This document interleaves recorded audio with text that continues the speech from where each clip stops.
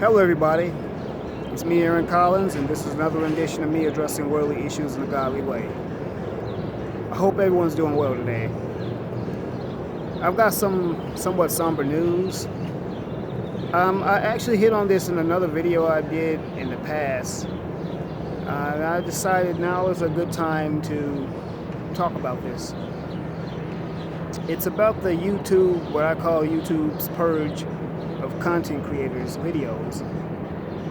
Recently, YouTube began a campaign of demonetizing certain videos that they deem to be too racy or too controversial, that talk about topics that many people shy away from. And there's actually a lot of these ad companies who don't want to be associated with certain YouTubers that talk about like certain topics, whether it be race or other controversial issues. To be more specific, many of the people, the content creators that are affected the most are black YouTubers. When I say black YouTubers, let me specify which black YouTubers I'm talking about.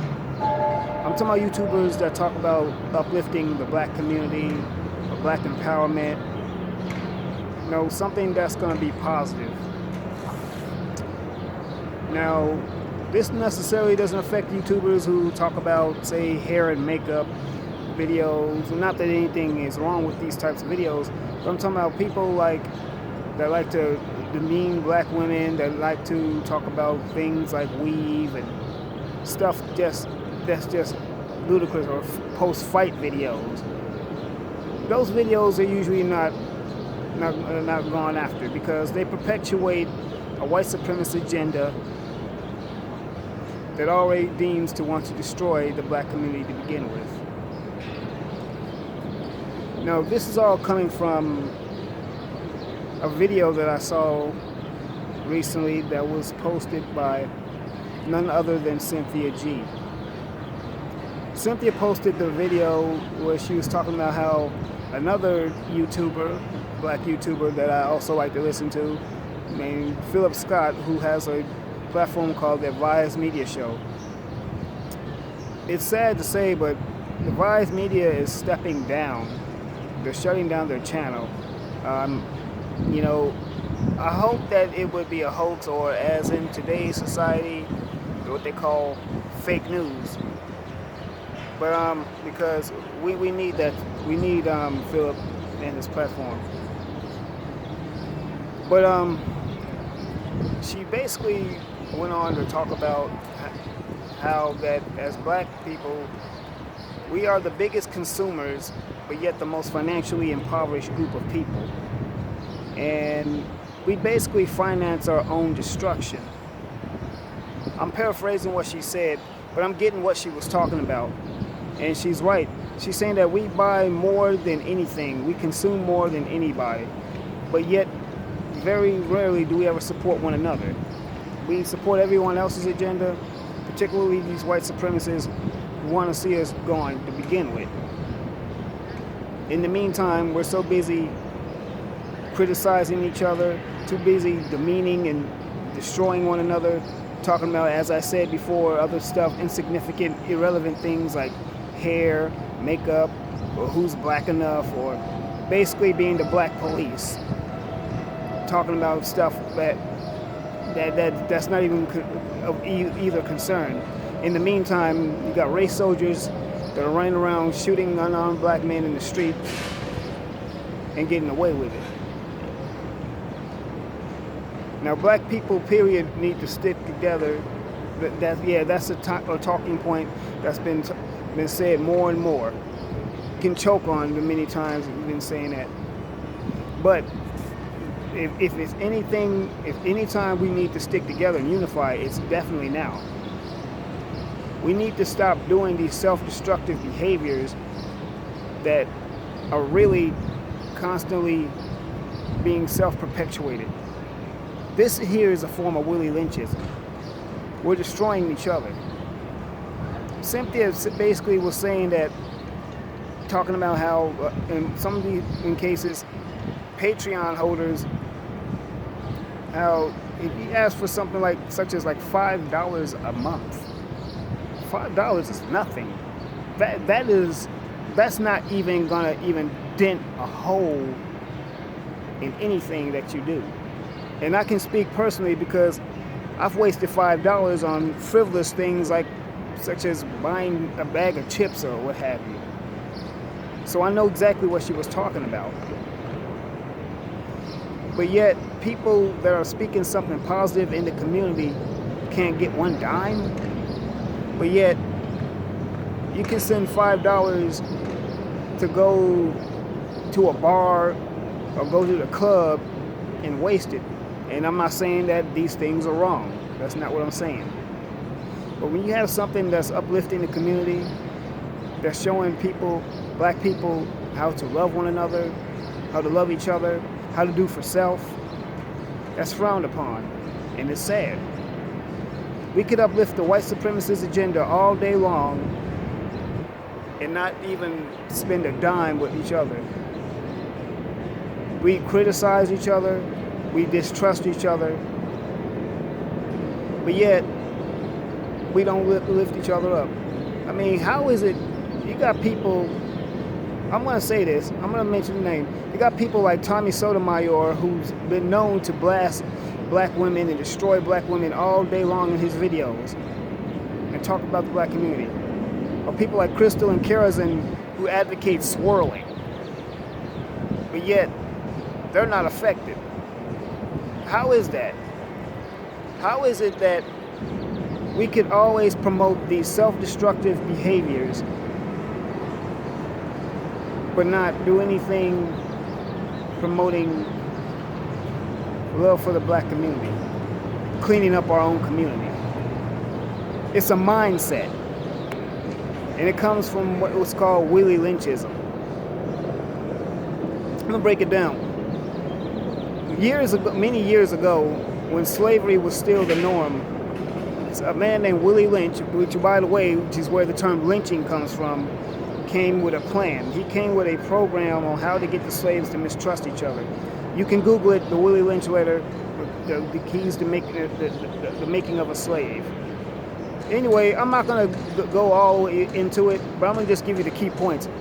It was a recipe for self-hate. Taught the slaves how to hate each other and mistrust each other, but to love white people, to love the white race. And he taught the white people how to mistrust all black people regardless of whether they're a house servant or field slave. That mindset mentality is still being perpetuated today in so many ways, on so many levels. And we wonder why we don't go as far in the community. And another thing Cynthia hit on too, which is a very good point, that how we could talk about each other when one of us asks for money to do something positive. We could always criticize that, say, well, why does he need money for this and that? But yet, if a black business sells out to a white corporation, you still want to criticize and talk about them then. It's basically a catch-20 situation. Damned if you do, damned if you don't. So what's it going to be, black people? Are we going to criticize each other, or are we going to help each other? When are we going to unify around our community? When are we going to start financing our own communities? When are we going to start financing our dreams? When are we going to just come together as a collective and love each other? And for all the white trolls out there, and for that matter, the coons too, no, this is not advocating racism or hate for white people. That's not what I'm doing. So get out of your feelings and stop being butthurt and listen to what I'm saying. But then again, you're trolls and coons, so you're gonna do what you do best: be trolls and coons. But I'm gonna sit up there. This is the message I'm speaking to black people who really want to advocate for change. So yeah, this is something serious, people. There's something serious in our community that's going on. So, we need to come together, and we need to sit down and do something in our community. It breaks my heart that Philip is not in this channel. I mean, I still refuse to believe it. I don't want to believe this, because his platform, this show is one of the shows I subscribe to on YouTube. and love watching his topics and his commentary. And Cynthia G, I love you for bringing this to the past.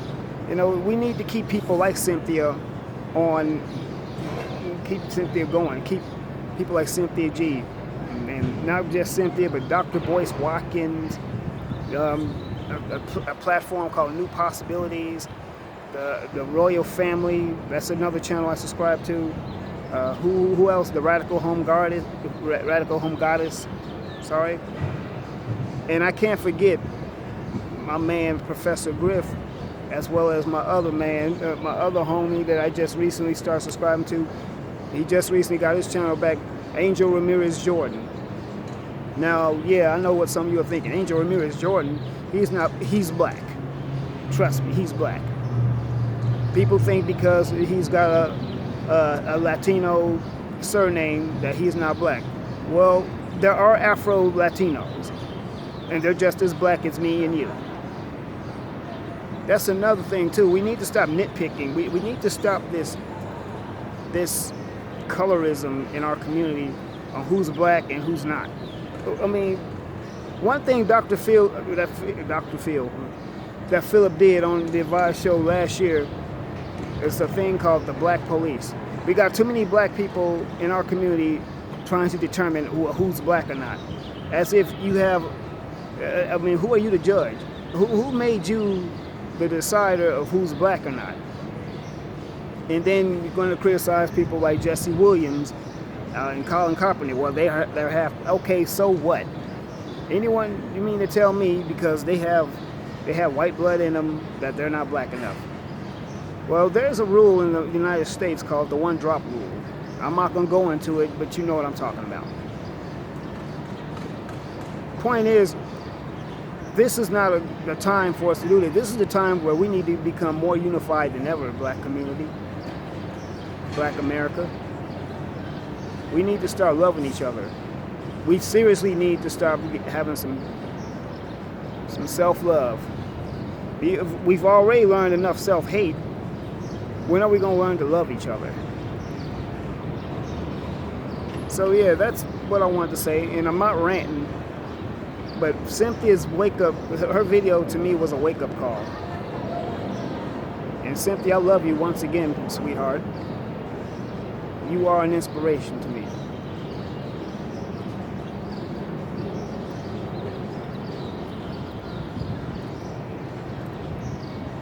So yeah, you know, it's a detrimental time we're in.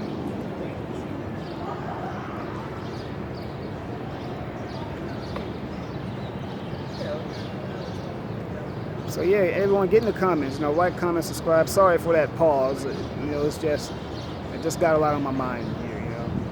But like, comment, subscribe, share this video, and let me know what you think, everyone. I mean, everyone get in the comments. YouTube has literally began a purge. They're systematically eliminating people who have something to actually say in the community. Because the mainstream media is jealous that independent media can get in and speaks the narrative. They want to control a certain narrative, the mainstream media, which basically omits the truth. A lot of times they don't talk about the entire truth. I hope Philip in the Advise Me show comes back. I really do. And I'm going to certainly support him. And speaking of which, I'm going to eventually get me a Patreon account. Yeah, I'm going to get me one. And I hope you all will support me as well. Because I've got something positive to say. I've got something to say and share with the community as well. And I'm not going to just necessarily talk about social commentary. I'm also do some topics on pop culture, because as a filmmaker, I do pay attention to what goes on in Hollywood. But at the same time, I don't do a bunch of buck dancing and cooning, and I don't do no backbiting and gossiping and criticizing what other people are doing. Once again, like, comment, subscribe, share this video, and remember, everybody, God loves you, I love you. Let's do life.